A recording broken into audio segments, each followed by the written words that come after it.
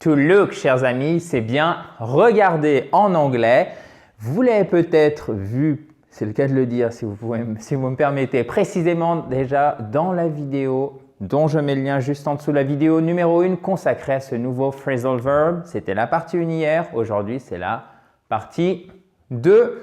On continue à étoffer notre vocabulaire puisque vous le savez maintenant, to look plus une préposition, ça va évidemment changer le sens du verbe premier qui est regarder, mais surtout en anglais, c'est un verbe qui a de nombreuses possibilités. Donc là, j'en ai vraiment sélectionné une dizaine, mais honnêtement, il y a à peu près 30 possibilités de phrasal verb avec le verbe to look. Là, on se concentre sur l'essentiel. To look down on, ok? To look down on someone. Mépriser quelqu'un. C'est vraiment fort, c'est vraiment très péjoratif, hein, d'accord? Regardez, par exemple, mon chef me méprise. My boss looks… Vous vous souvenez du S de la troisième personne du singulier au présent simple? My boss looks down on me. Ok? Mon chef me méprise. Alors, c'est entre guillemets un peu violent comme phrase, mais évidemment, il n'y a pas que des mots positifs dans une langue, donc il faut aussi voir les situations un peu plus désagréables. Donc, vous devez savoir, si vous voulez avoir un niveau intermédiaire en anglais, vous devez connaître ce type de formule. To look down on. My boss looks down on me. Ok? To look for. Alors ça, c'est même peut-être encore plus courant que ce phrasal verb-ci.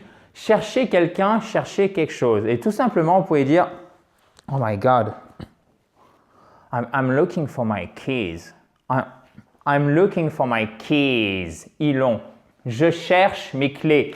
Vous avez vu ici qu'on traduit par un présent simple, mais en anglais, on a, vous l'aurez noté, chers amis, j'en suis sûr, un présent progressif, ok? Auxiliaire être plus verbe avec ing.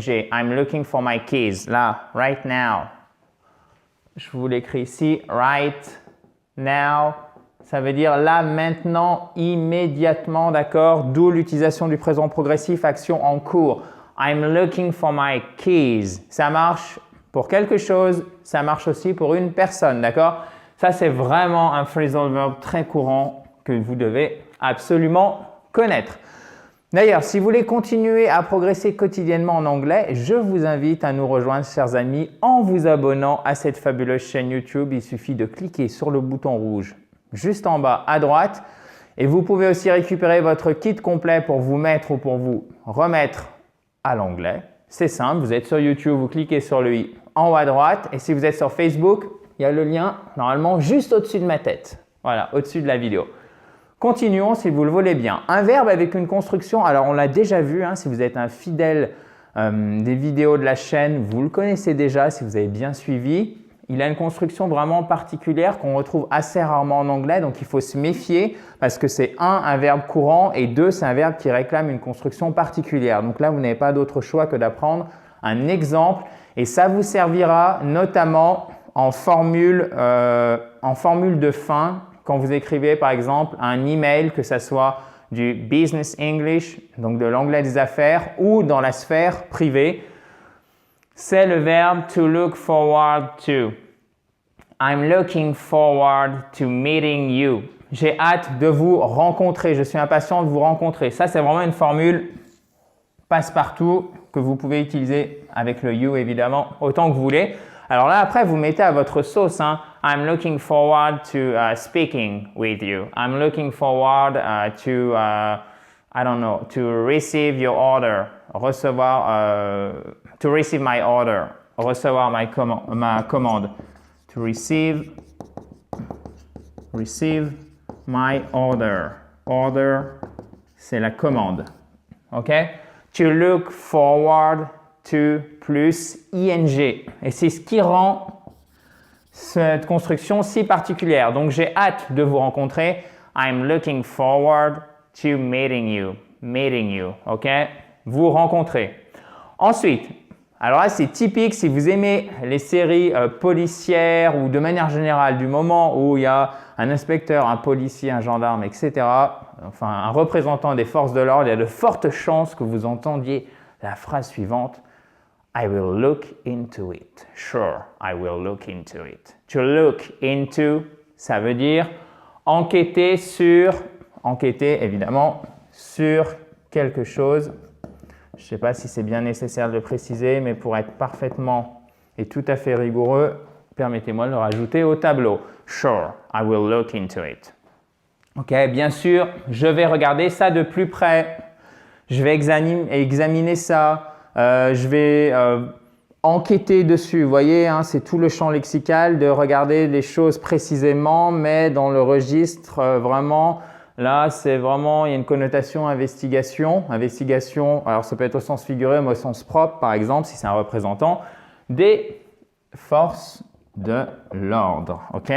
Donc, typique, réplique typique des séries policières, évidemment en anglais, puisque c'est cette langue qui nous intéresse. Sure, I will look into it. Ok?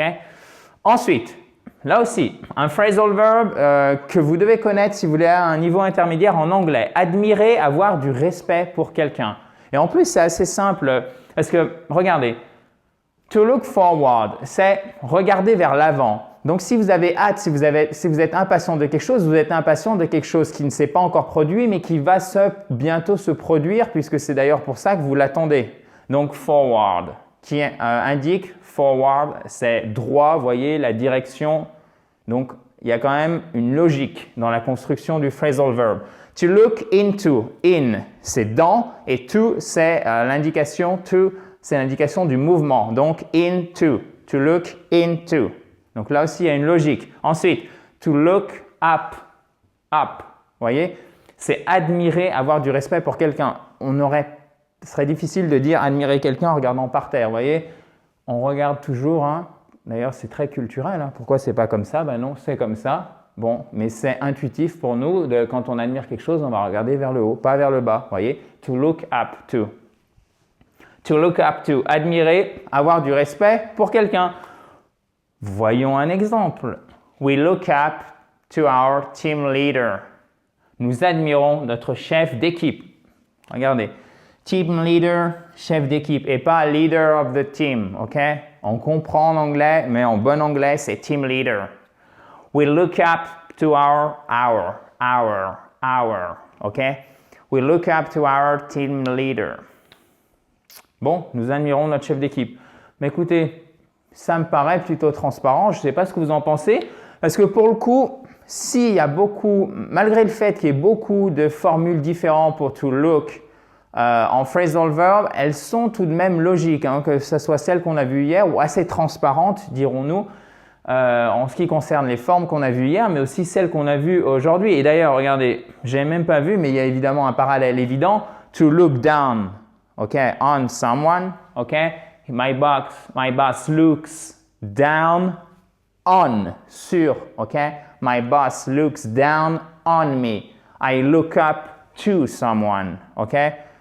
To look down on someone, to look up to someone, to look forward to plus ing et to look into. Vous voyez, là, il y a vraiment une logique pour le coup, donc profitez-en puisque ces formes sont essentielles si vous voulez de l'anglais courant, de l'anglais vraiment parlé tous les jours. Ce n'est pas pour rien que je les ai sélectionnés, chers amis.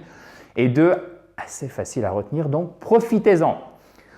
Donc, si vous avez une question, une remarque, vous mettez ça juste en dessous et je reviendrai vers vous rapidement. Même chose, si vous avez apprécié cette vidéo, je vous invite à mettre un gros pouce bleu juste ici. À côté, vous avez le fabuleux bouton rouge pour vous abonner à la fabuleuse chaîne YouTube et rejoindre un peu plus. Là, je pense qu'on a 64 000 personnes au moment où vous voyez cette vidéo.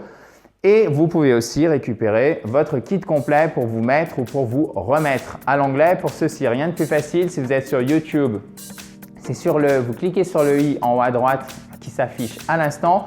Si vous êtes sur Facebook, c'est juste au-dessus de ma tête, au-dessus de la vidéo. So guys, si vous avez une question, mettez ça juste en bas. Je reviens vers vous rapidement. Thank you very much and talk to you tomorrow. Demain, on met tout ce qu'on a vu dans la partie 1 et la partie 2 en pratique. On va faire une petite révision pour voir si vous avez bien écouté. Bye bye!